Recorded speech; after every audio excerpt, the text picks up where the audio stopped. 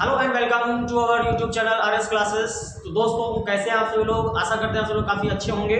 तो सत श्री अकाल, गुड इवनिंग सभी साथियों को हमारा प्यार भरा नमस्कार। जितने भी लोग हमसे जो हमारी क्लास को देख रहे हैं वो सभी जो है विद्यार्थी, सभी स्टूडेंट, सभी हमारे साथी भाई बहन, सब लोग जो है फटाफट अपने टाइम से इस चैनल पर जाकर के इस वीडियो को वॉच करें और फटाफट इस वीडियो को शेयर करें। दोस्तों आज की जो अपनी क्लास होने वाली है बहुत ही धमाकेदार और जो है अंतिम क्लास होने वाली है सिंपल सेंटेंस के अकॉर्डिंग। अगर देखा जाए तो सेंटेंसेस में हम जो पार्ट 1 इसका पढ़ रहे थे सिंपल सेंटेंसेस की, उसकी जो है आज की लास्ट क्लास होने वाली है। इसके दो टॉपिक जो आपके हैं एडवर्ब एंड एडवर्बियल फ्रेज और एडजेक्टिव या फिर कंजंक्शन एंड का यूज करके हम सेंटेंस को किस तरह से कंबाइन करेंगे।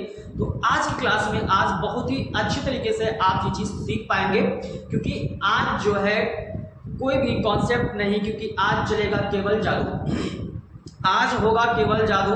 बस जो है आपको बस अपनी निगाहें हमारी क्लास की ओर करनी है, अपने कान हमारे जो है टॉपिक्स पर करने हैं, और यदि आपने ऐसा कर लिया तो सुभान अल्लाह, ये आपकी जो वीडियो जो है बहुत ही परफेक्ट होने वाली है। तो फटाफट दोस्तों इस क्लास को जितना हो सके उतना शेयर कर दीजिएगा, और अगर नए जुड़े हुए हैं हमारे चैनल से तो फटाफट चैनल को सब्सक्राइब करके इसके बेल आइकन को प्रेस कर दीजिए ताकि इसकी सारी नोटिफिकेशन आपको बरोबर मिलती रहे। चलिए अब हम स्टार्ट करते हैं अपने खेला को कि आज की जो क्लास होने वाली है सेंटेंसेस पे सिंपल सेंटेंस के एडवर्ब और एडवर्बियल फ्रेज के बारे में और एडजेक्टिव या फिर कंजंक्शन एंड के बारे में हम चर्चा करेंगे।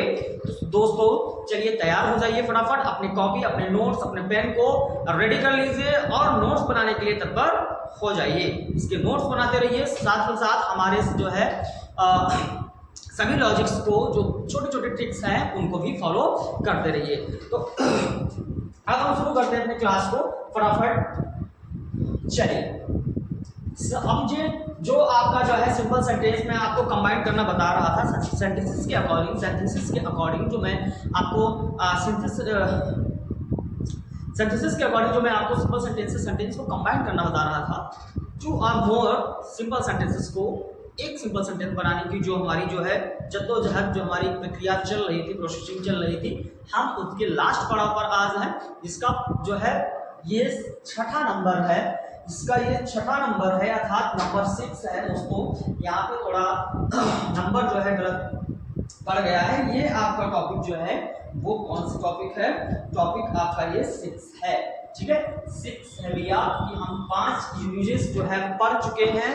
सबसे पहले हमने पार्टिसिपल्स के बारे में पढ़ा, उसके बाद हमने इन्फिनिटिव के बारे में पढ़ा, उसके बाद हमने नॉमिनेटिव एब्सोल्यूट के बारे में पढ़ा, और फिर हमने केस इन अपोजिशन और प्रीपोजिशन विद नाउन और जीरन के बारे में पढ़ा।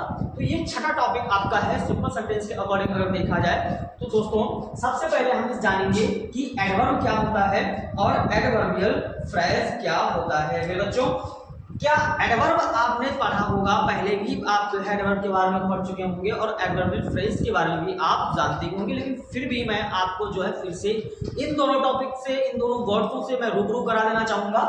तो ये जो एडवर्ब है, ठीक है भैया, ये जो एडवर्ब है उसकी डेफिनेशन कुछ इस तरह से होती है कि which words modify any verb, वे शब्द जो मॉडिफाई करते हैं किसको?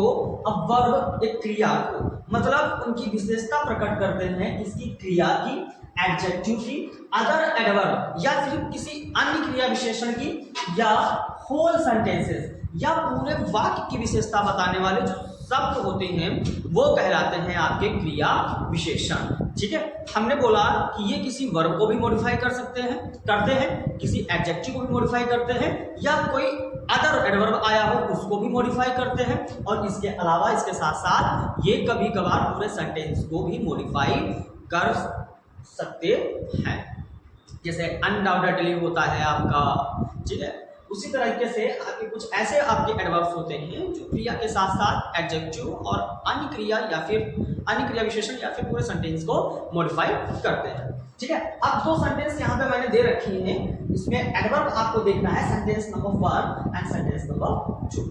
पहला सेंटेंस कह रहा है ही स्पीक्स क्लियरली, वो क्लियरली मतलब स्पष्ट रूप से बात करता है।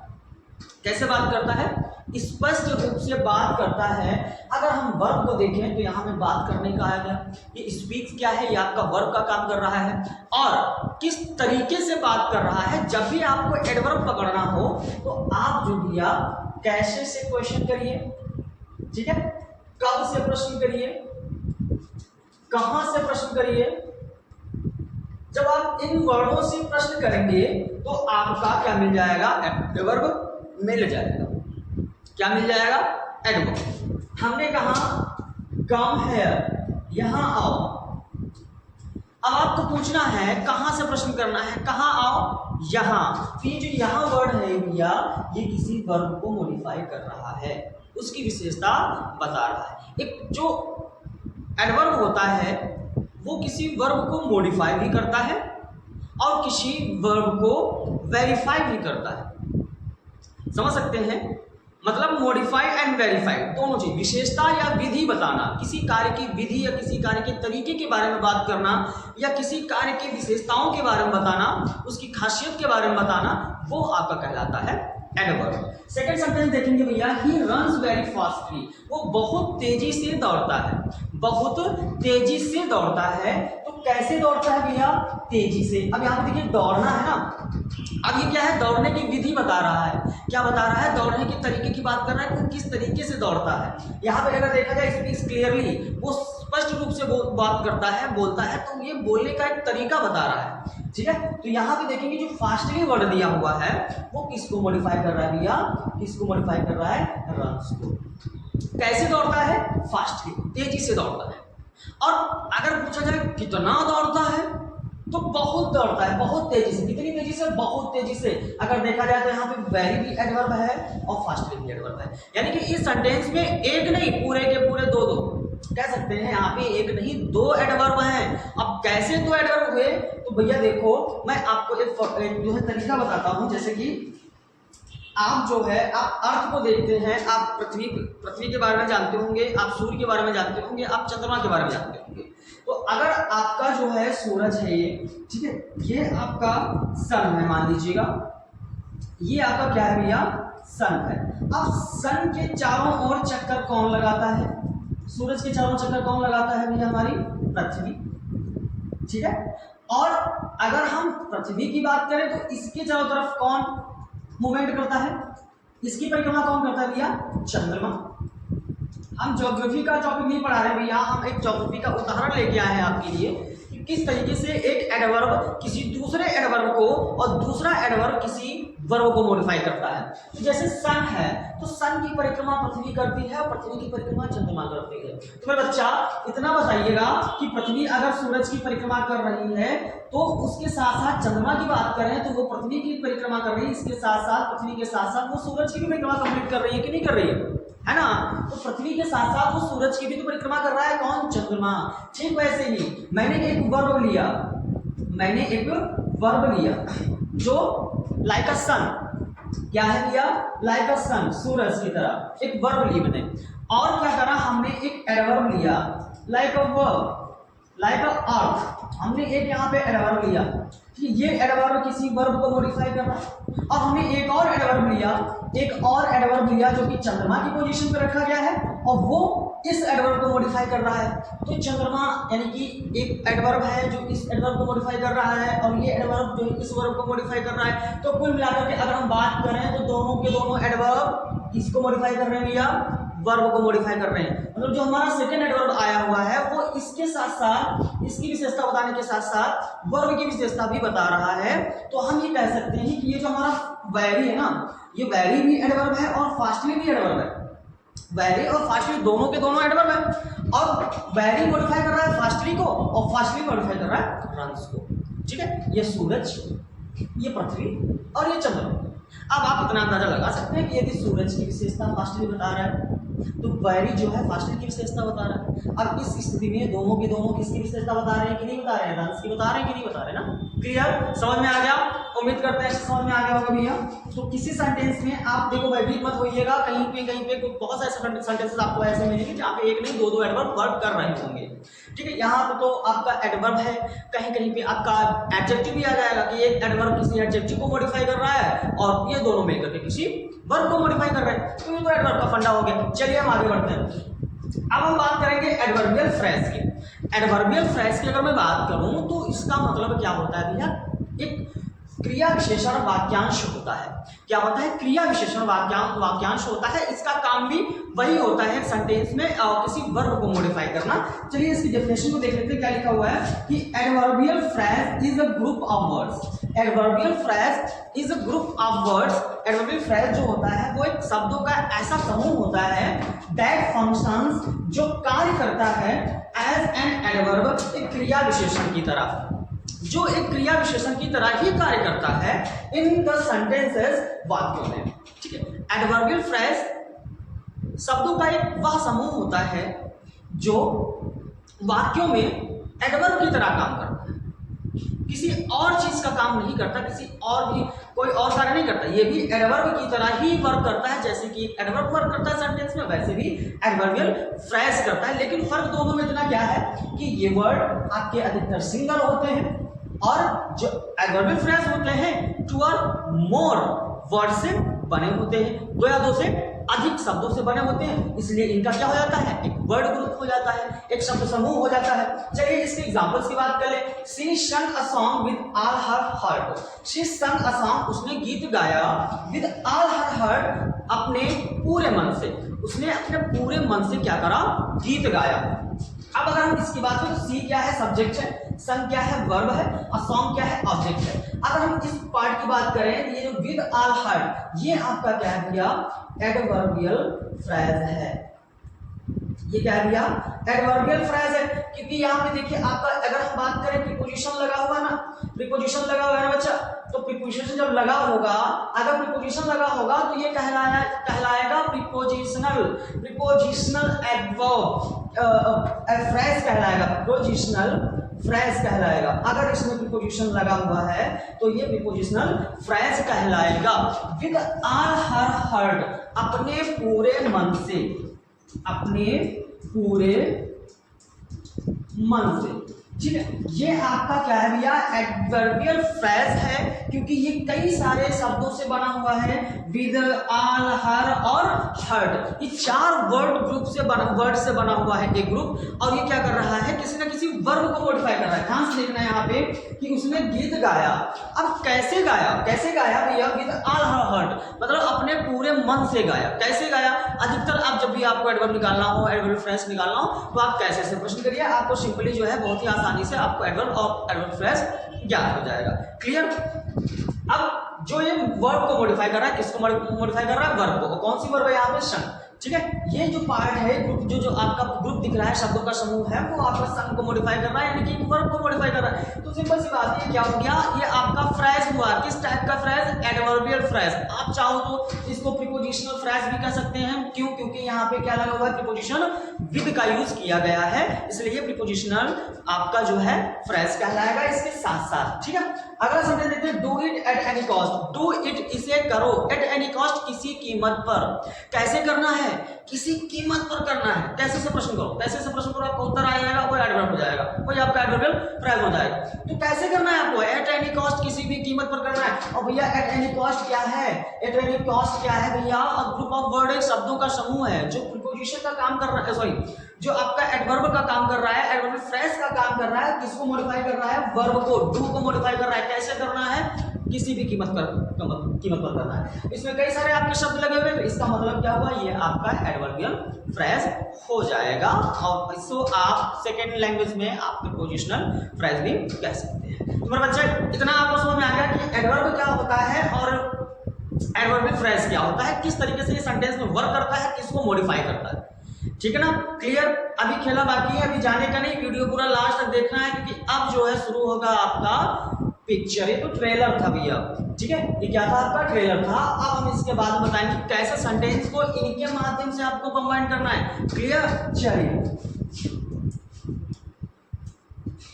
ये रहे आपके सेंटेंसेस। और मैं भैया मेरे आप एक बात मैं क्लियर कर देना चाहूंगा कि अधिकतर एडवर्ब यहाँ पे जो यूज करोगे आप, उसमें एल वाई लगाओगे। क्या लगाओगे? एल वाई लगाओगे। अब भैया मेरे अगर बात करें हम एल वाई की, तो भैया सारे एल वाई वाले वर्ड एडवर्ब नहीं होते, उसमें से कुछ वर्ड जो होते हैं, कुछ वर्ड होते हैं वो एडजेक्टिव का भी काम करते हैं। आपको अगर एडवर्ब बनाना है, आपको अगर एडवर्ब बनाना है तो क्या करना है, एडजेक्टिव जो वर्ड हो उसके लास्ट में एल वाई जोड़ दीजिएगा। क्या बन जाएगा आपको भैया? एडवर्ब बन जाएगा। क्या बन जाएगा?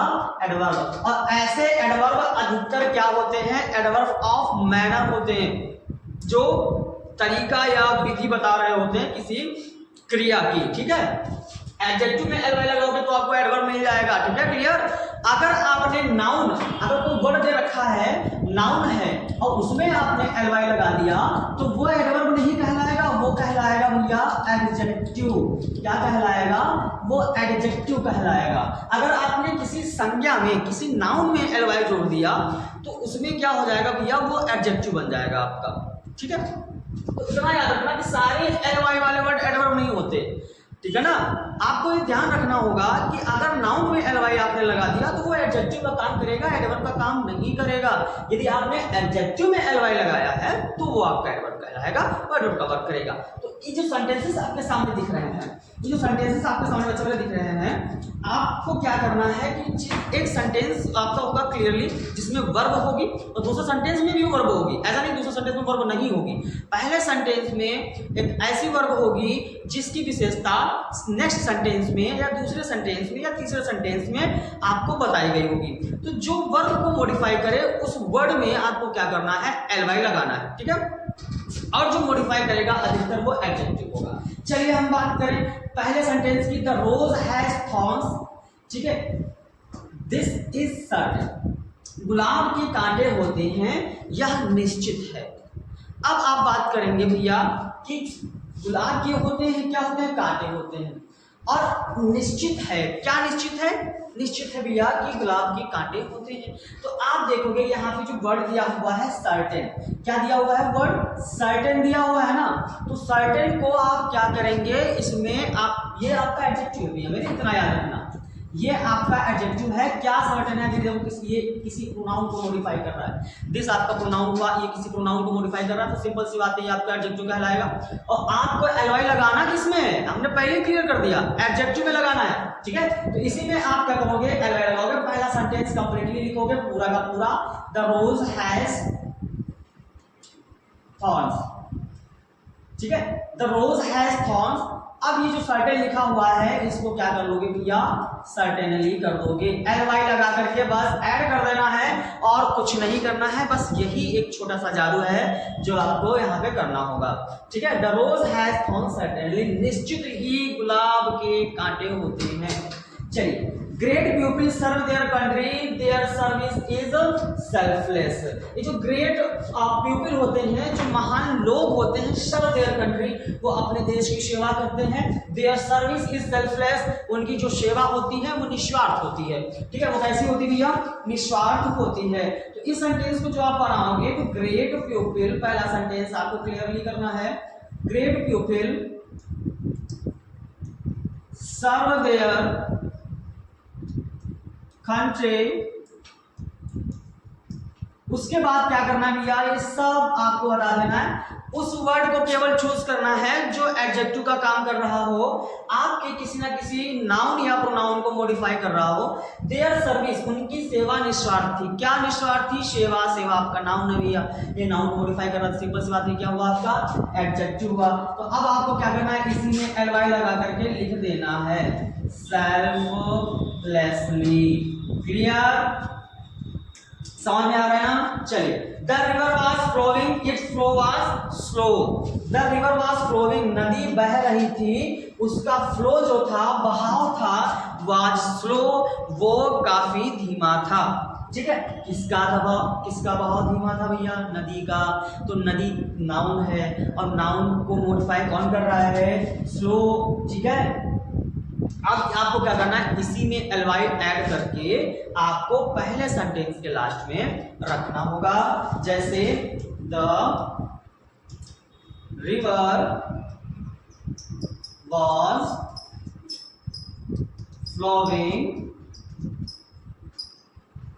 स्लोली, ठीक है। The river was flowing slowly, नदी धीरे धीरे बह रही थी। चलिए नेक्स्ट सेंटेंस देखते हैं। He did it with a great success, उसने ऐसा किया, उसने यह किया। ही डिड इट, उसने यह किया विद अ ग्रेट सक्सेस, बहुत ही सफलता के साथ, सफलतापूर्वक उसने ये कर दिया। अब हमने उत्तर भी आपको बता दिया। अब आपको क्या करना है, यहाँ पे ध्यान देना है। ही did it with a great success. अब बोलोगे सर आपने यहाँ पे एलवाई नहीं लगाया, तो भैया मेरे याद रखना, सेंटेंस को दो तरीके से आप बना सकते हो, या तो एडवर्ब का यूज करके या एडवर्बियल फ्रेज का यूज करके। जिसमें एडवर्बियल फ्रेज होगा उसको आप जो है इस तरीके से बना सकते हो। यहाँ पे ध्यान दें, विद अ ग्रेट सक्सेस, यही तो आपका फ्रेज है। कौन सा फ्रेज है? एडवर्बियल फ्रेज है ना, यही आपका एडवर्बियल फ्रेज है। ही डिड इट, उसने यह किया, कैसे किया? विद अ ग्रेट सक्सेस, बड़ी सफलता के साथ किया। तो ये किसी वर्ब को मॉडिफाई कर रहा है ना, तो ये एडवर्बियल फ्रेज हुआ। आप क्या करोगे, इस पार्ट को पहले सेंटेंस में जोड़ दो, काम खत्म। पहले सेंटेंस के लास्ट में इतना सेंटेंस आप रख दो, आपका सेंटेंस पूरा का पूरा खत्म हो जाएगा। और यदि आपको ऐसा नहीं करना है तो आपको क्या करना है, सक्सेस है ना, सक्सेस सफलता, इसको क्या करना है, सक्सेसफुली बना देना। ही डिड इट सक्सेसफुली, आप ये भी आंसर दे सकते हैं, ठीक है। आप इसका आंसर ये भी दे सकते हैं, he did it successfully, am I लगा सकते हैं, आप ऐसे बना सकते हैं। आप हमने ये क्या किया, एडवर्ब से बना दिया, ये हमने बना दिया भैया एडवर्ब से, ठीक है। और ये हमने बना दिया एडवर्बियल फ्रेज से। अगर सेंटेंस में एडवर्बियल फ्रेज है तो आप वही सेंटेंस को जोड़ दो ना, काय का एलवाई का झंझट पालना है, सीधी सी बात है। ही spent all his money, this was foolish. He spent all his money, उसने अपना सारा धन खर्च कर दिया। दिस वाज फुलिश, ये मूर्खता थी। क्या थी भैया मेरे? मूर्खता थी। अब पहले देखो उसने धन कैसे खर्च किया, मूर्खता पूर्वक। उसने जो अपना धन खर्च किया मूर्खता पूर्वक खर्च किया। अब ये जो फूलिश दिया हुआ है ना भैया मेरे, इसमें क्या कर देना है, ऐड कर देना है एलवाई। अब इस एलवाई, इस वर्ड को एलवाई ऐड करके इस सेंटेंस के लास्ट में ऐड कर दीजिए भैया। तो ही स्पेंट ऑल हिज मनी। अब इस वर्ड को, फुलिश वर्ड को फुलिशली लगा कर यहाँ पर आप लिख दीजिए आपका सेंटेंस का लास्ट, आपका सेंटेंस का लास्ट। एक सेंटेंस और है, she will pass the examination, it is certain. अब ये जो पहला सेंटेंस हमने आपको दिया था, ठीक, उसी के आधार पर आप इसका आंसर हमें हमारे कमेंट सेक्शन में जरूर देंगे, ठीक है। इसका आंसर आप हमारे वीडियो के लास्ट में कमेंट सेक्शन में आप जरूर दे दीजिएगा, ताकि हम भी देखें कि आप लोग वाकई में इस चीज को समझ रहे हैं या फिर, ठीक है। चलिए अब हम अपने और भी क्वेश्चन देख लेते हैं इसके साथ।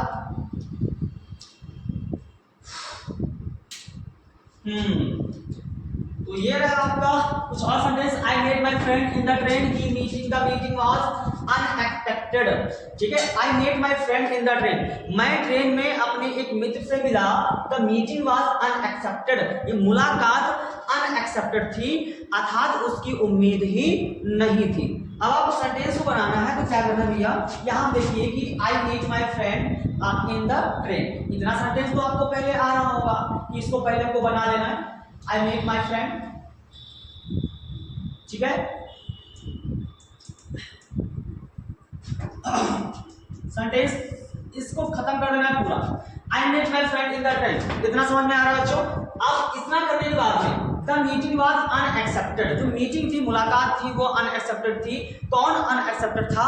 मीटिंग, मीटिंग यहाँ पे आपका नाउन है, ठीक है, वो नाउन है और नाउन को मॉडिफाई कर रहा है क्या, अनएक्सेप्टेड, क्योंकि मीटिंग कैसी थी, अनएक्सेप्टेड थी। ये आपका एडजेक्टिव का काम कर रहा है, तो आपको क्या करना है, इसी में एलवाई ऐड कर देना है। क्या ऐड कर देना भैया, एलवाई, तो अनएक्सेप्टेडली हो जाएगा। क्या हो जाएगा, अनएक्सेप्टेडली। यहाँ पे आप लिख दोगे इस सेंटेंस का केवल और केवल ये पार्ट, आपको ये वर्ड एलवाई लगा करके यहाँ पे लिख देना है, खल्लास हो जाएगा सेंटेंस आपका। चलिए, I thanked him, I did it with my heart. I thanked, मैंने उसे धन्यवाद कहा, मैंने उसे धन्यवाद कहा। आई डिड इट, मैंने ये किया, विद माय हार्ट, अपने पूरे मन से, अपने मन से किया। मैंने ये अपने मन से उसको धन्यवाद कहा, या मैंने उसे अपने मन से धन्यवाद कहा। ये भैया क्या है, with my heart. With my heart क्या है, ये एडवर्बियल फ्रेज है। अब आपको आप चाहो तो इसको इतने पार्ट को आप सेंटेंस में जोड़ सकते हो पहले वाले। अगर नहीं ऐसा करना चाहते हो तो आप क्या करोगे, हेड जो है आपका आप इसी में एलवाई लगा दोगे। क्या बना दोगे, एलवाई लगा दोगे। ठीक है भैया, तो I thanked him with my heart.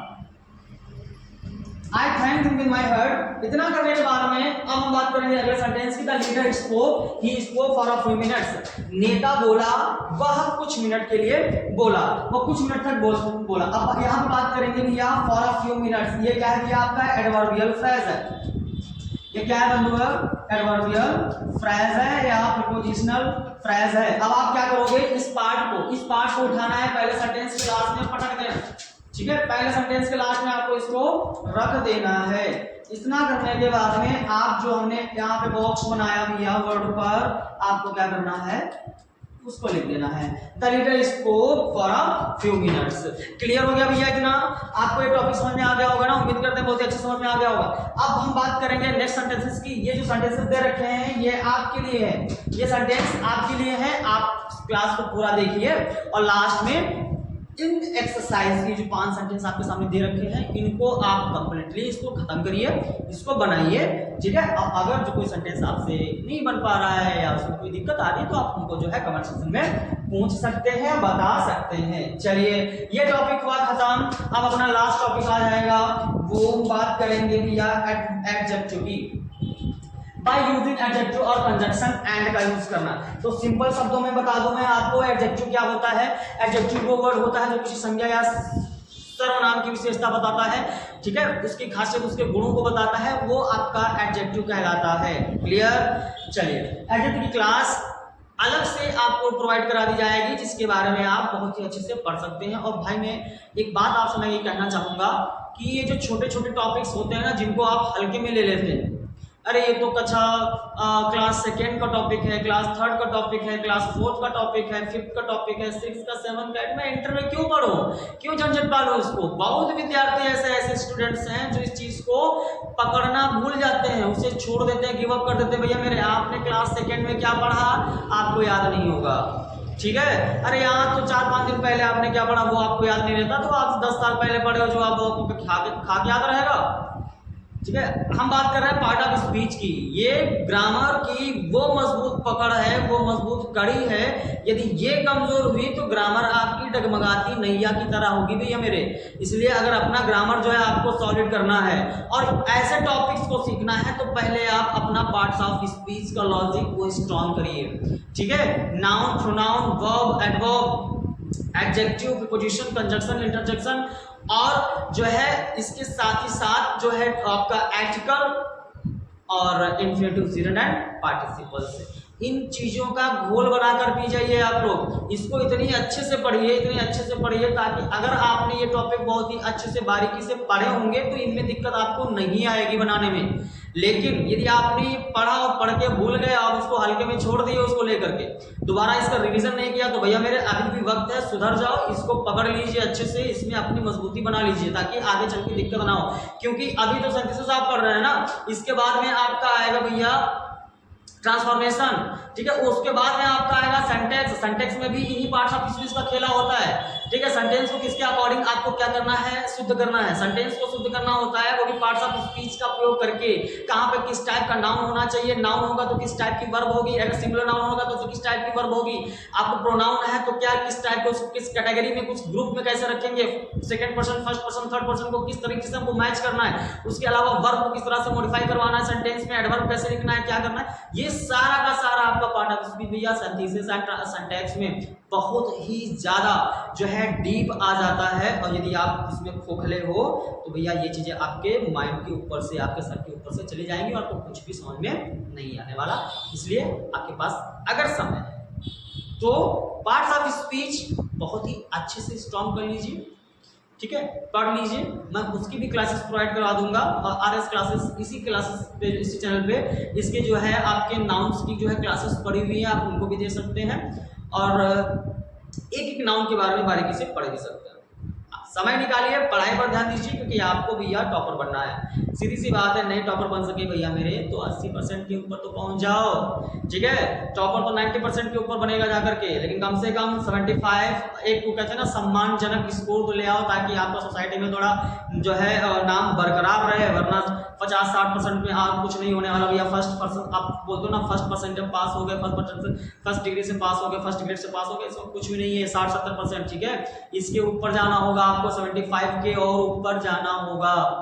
अच्छा चलिए, अब हम बात करेंगे भैया एडजेक्टिव की। तो एडजेक्टिव ने आपको बता ही दिया क्या होता है। एडजेक्टिव होता है ऐसा वर्ड जो किसी नाउन या किसी प्रोनाउन को मॉडिफाई करता है। अगर हम एडजेक्टिव के प्रकारों की बात करें तो इनके 5 प्रकार होते हैं। मैंने इसका एक शॉर्ट फॉर्म बताया था, डॉक्टर दीदी आई।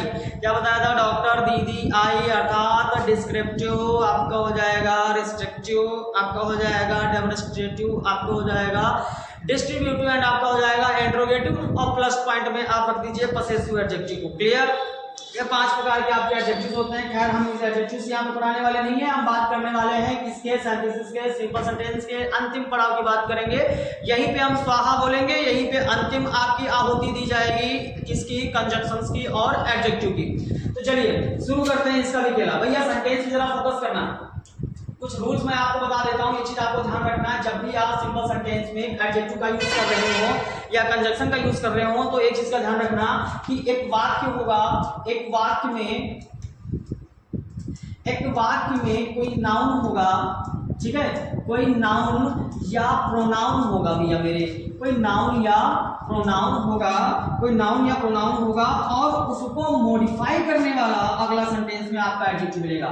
नाउन प्रोनाउन दिया होगा, क्या होगा भैया? दिया होगा। और अन्य वाक्य में यानी कि दूसरे वाक्य में एक ऐसा वर्ड होगा, एक ऐसा वर्ड होगा जो नाउन या प्रोनाउन को मॉडिफाई कर रहा होगा, नाउन या प्रोनाउन को मॉडिफाई कर रहा होगा, ठीक है। अब आपको क्या करना है, ध्यान ये देना है कि जो विशेषता बता रहा हो, विशेषता बताने वाले शब्द को उस नाउन या प्रोनाउन के पहले रखना है, उस नाउन या प्रोनाउन के पहले रखना है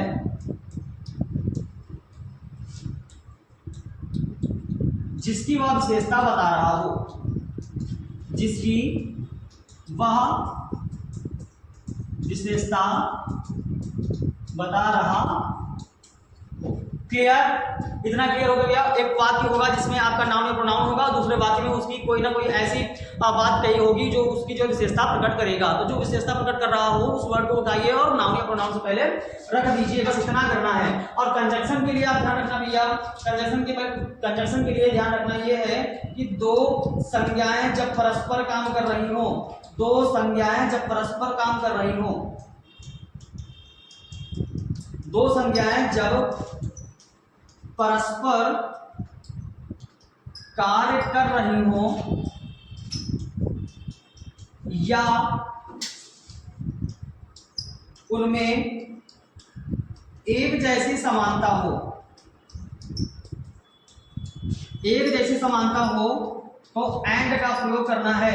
एंड का प्रयोग भैया करना है कंजक्शन के रूप में, ठीक भाई मेरे। तो एंड का प्रयोग करना है कंजक्शन के रूप में। इतना क्लियर हुआ मेरे बच्चों? इतना क्लियर हुआ ना? तो अब हम चलते हैं अपने जो है एक्सरसाइज की ओर।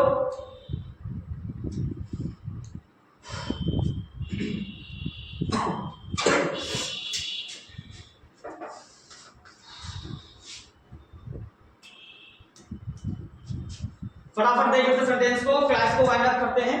पहला सेंटेंस दे रखा है Tagore was a Bengali, he was a great poet. Tagore एक बंगाली थे, वो एक महान कवि थे। अब भाई हमने बोला था कि अगर पहले सेंटेंस में आपका एक नाउन होगा, ठीक है, एक नाउन होगा बंगाली, देखिए यहाँ पे दिया हुआ है, और दूसरे वाक्य में उसकी कोई ना कोई विशेषता होगी।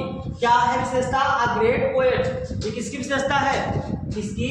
बंगाली की, अर्थात कौन? टैगोर। अब आपको क्या करना है, इतने पार्ट को उठाना है और उस नाउन से पहले रखना है जिसकी वो विशेषता बता रहा हो, जिसकी वो विशेषता बता रहा हो। तो इसका आंसर आप लोग कुछ इस तरह से लिखोगे, Tagore was a great Bengali poet.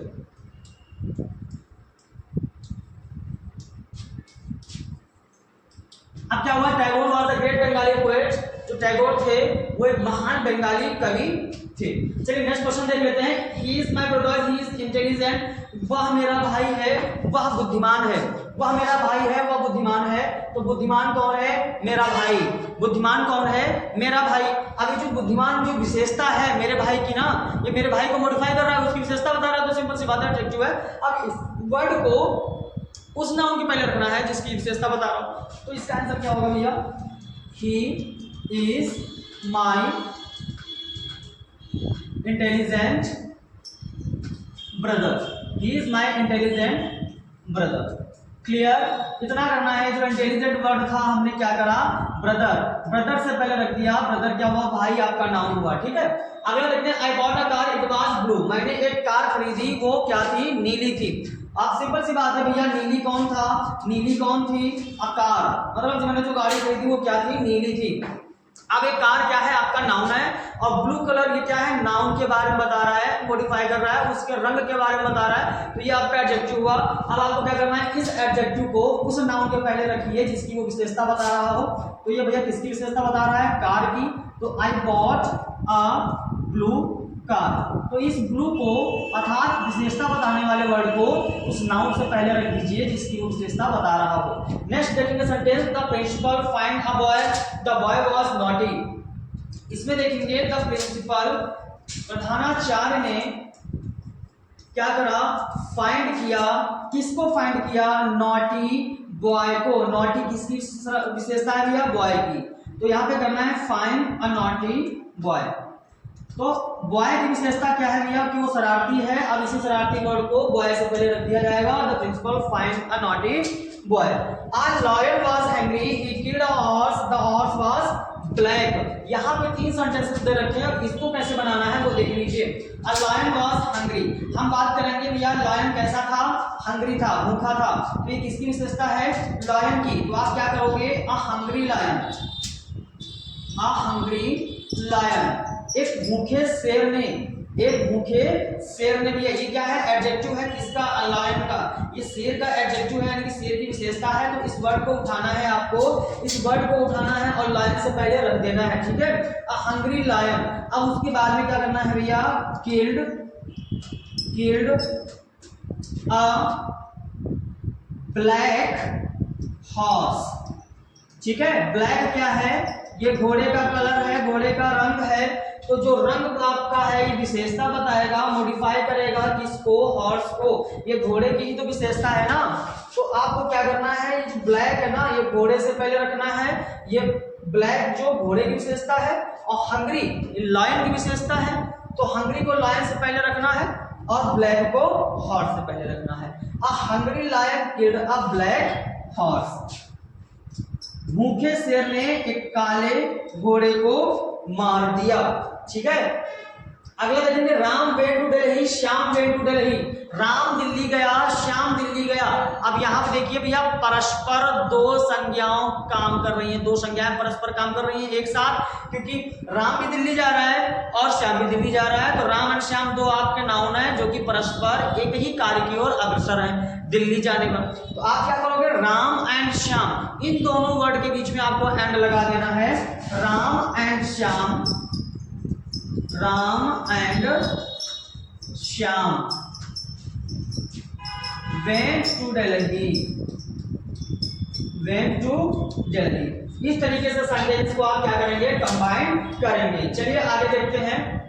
ये आपके लिए है भैया सेंटेंसेस, ये आपके लिए सेंटेंसेस हैं। आप क्या करना है? इनको कंबाइन करेंगे किसका यूज करके?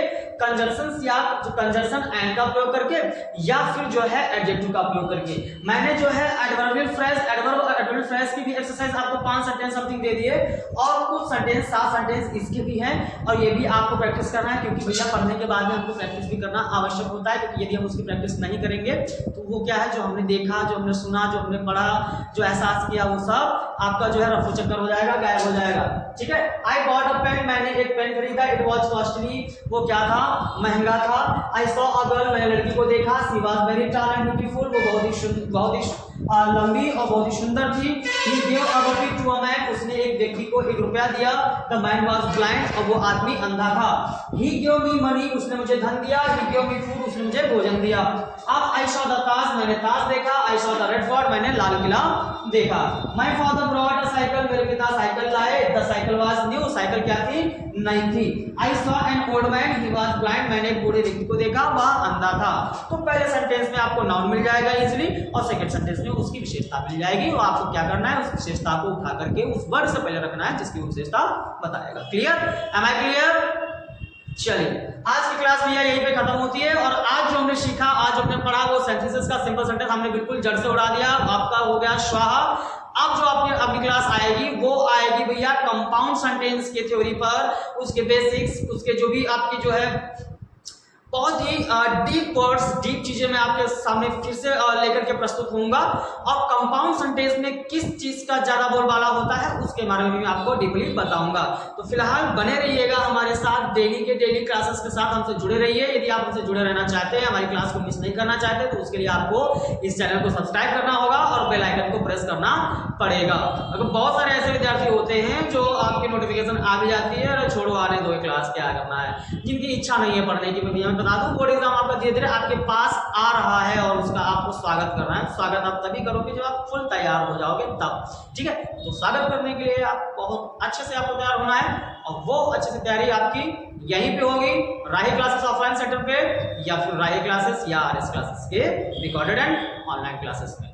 ठीक है, तो हम फिर मिलेंगे अपनी नई क्लास लेकर के बहुत ही धमाकेदार तरीके से कंपाउंड सेंटेंस के बेसिस पर, और आपके साथ फिर से स्टे ट्यून होंगे कल इसी समय। धन्यवाद, चलते हैं, सत श्री अकाल। बहुत बहुत धन्यवाद आप लोगों का हमारा जो है क्लास देखने का, और हाँ, जाते जाते एक लाइक अवश्य कर देना। ठीक है, थैंक यू।